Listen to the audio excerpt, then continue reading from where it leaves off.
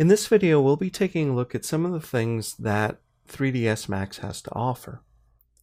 Firstly, 3ds Max comes in two different flavors, 3ds Max and 3ds Max Design.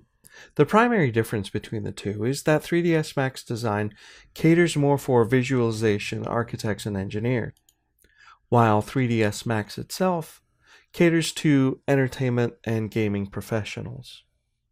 3ds Max itself is a powerful program that gives you access to 3D space, allowing you to create 3D objects from which you can create models that you will use.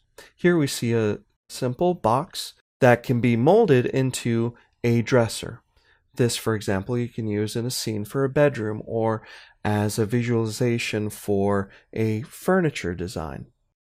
Furthermore, 3ds Max can be used to create architectural spaces quite easily with some of the architectural elements that are available to the modeling toolbox within 3ds Max. You can animate in Max. Any sort of animation that you create can be easily edited through some curves and functions that are easily accessible through Max's animation tools. You can create textures that are put onto your objects to give them a more real look. For example, this soldier character that was created. You can take characters and give them biped movement that's two-legged.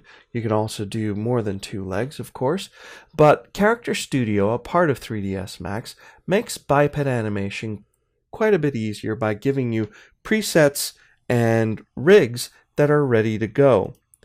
As a matter of fact, Character Studio has some nice features allowing you to create walk cycles quite easily by just placing footsteps and also doing poses like jumps very easily.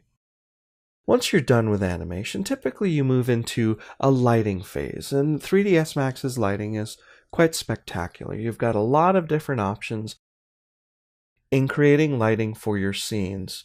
With 3ds Max's realistic feedback, it makes it quite a bit easier to preview your work before rendering.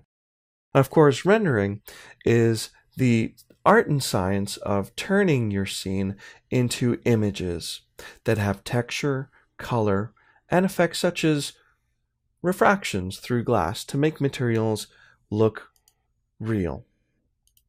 You take these objects that you've created, you create a scene, you put textures and materials on them, you add lights, and then you render to get your final outcome.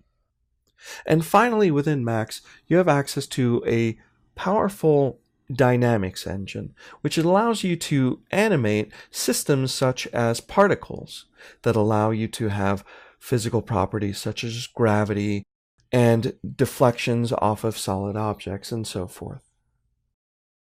All in all, 3ds Max is a wonderful tool that gives you a lot of access to creating objects, scenes, animations that help tell a story or give you concepts for designs. In this video, we took a very brief look at some of the things that you can do in 3ds Max.